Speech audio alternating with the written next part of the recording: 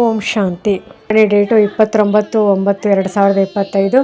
ಪ್ರಾತಃ ಮುರಳಿ. ಓಂ ಶಾಂತಿ. ಬಾಪ್ ದಾದಾ ಮಧುಬನ. ಮಧುರ ಮಕ್ಕಳೇ, ತಂದೆಯು ನಿಮಗೆ ಜ್ಞಾನದ 3ನೇ ನೇತ್ರವನ್ನು ಕೊಡಲು ಬಂದಿದ್ದಾರೆ. ಇದರಿಂದ ನೀವು ಸೃಷ್ಟಿಯ ಆದಿ ಮಧ್ಯ ಅಂತ್ಯವನ್ನು ಅರಿತುಕೊಳ್ಳುತ್ತೀರಿ. ಪ್ರಶ್ನೆ: ಸಿಂಹಿಣಿ ಶಕ್ತಿಯರೇ ಯಾವ ಮಾತನ್ನು ಸಾಹಸದಿಂದ ತಿಳಿಸಿಕೊಡುವರು? ಉತ್ತರ: ಅನ್ಯ ಧರ್ಮದವರಿಗೆ ಈ ಮಾತನ್ನು ತಿಳಿಸಬೇಕಾಗಿದೆ.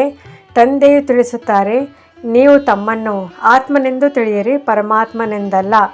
ಆತ್ಮನೆಂದು ತಿಳಿದು ತಂದೆಯನ್ನು ನೆನಪು ಮಾಡುವುದರಿಂದ ವಿಕರ್ಮಗಳು ವಿನಾಶವಾಗುತ್ತವೆ ಮತ್ತು ಮುಕ್ತಿಧಾಮದಲ್ಲಿ ಹೋಗುವಿರಿ. ಪರಮಾತ್ಮನೆಂದು ತಿಳಿಯುವುದರಿಂದ ನಿಮ್ಮ ವಿಕರ್ಮಗಳು ವಿನಾಶವಾಗಲು ಸಾಧ್ಯವಿಲ್ಲ. ಈ ಮಾತುಗಳನ್ನು ಬಹಳ ಸಾಹಸದಿಂದ ಸಿಂಹಿಣಿ ಶಕ್ತಿಯರೇ ತಿಳಿಸಿಕೊಡುವರು.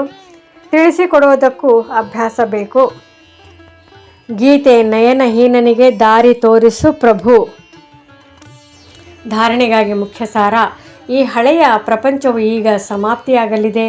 ಆದ್ದರಿಂದ ಈ ಹಳೆಯ ಪ್ರಪಂಚದ ಸನ್ಯಾಸ ಮಾಡಬೇಕಾಗಿದೆ. ಪ್ರಪಂಚವನ್ನು ಬಿಟ್ಟು ಎಲ್ಲಿಗೂ ಹೋಗಬೇಕಾಗಿಲ್ಲ.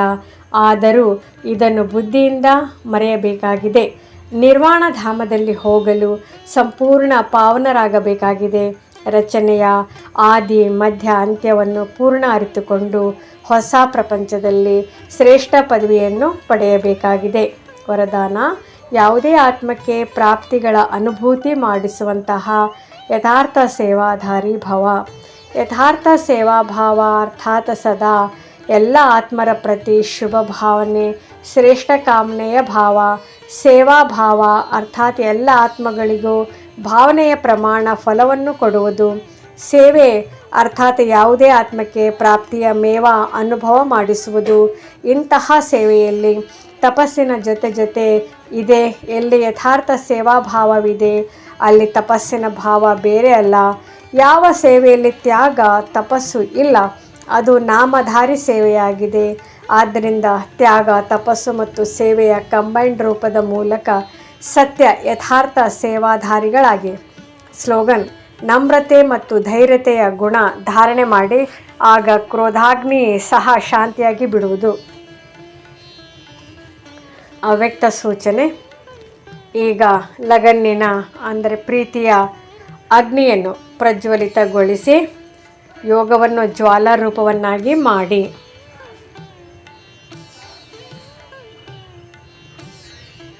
ಈಗ ನಿರ್ಭಯ ಜ್ವಾಲಾಮುಖಿಯಾಗಿ ಪ್ರಕೃತಿ ಮತ್ತು ಆತ್ಮಗಳ ಒಳಗಡೆ ಇರುವ ತಮೋಗುಣವನ್ನು ಭಸ್ಮ ಮಾಡಿ. ತಪಸ್ಸು ಅರ್ಥಾತ್ ಜ್ವಾಲಾ ಸ್ವರೂಪದ ನೆನಪು. ಈ ನೆನಪಿನ ಮುಖಾಂತರ ಮಾಯೆ ಅಥವಾ ಪ್ರಕೃತಿಯ ವಿಕರಾಳ ರೂಪ ಶೀತಲವಾಗುತ್ತದೆ. ತಮ್ಮ 3ನೇಯ ನೇತ್ರ ಜ್ವಾಲಾಮುಖಿಯ ನೇತ್ರ ಮಾಯೆಯನ್ನು ಶಕ್ತಿಹೀನವನ್ನಾಗಿ ಮಾಡಿಬಿಡುತ್ತದೆ. ಓಂ ಶಾಂತಿ.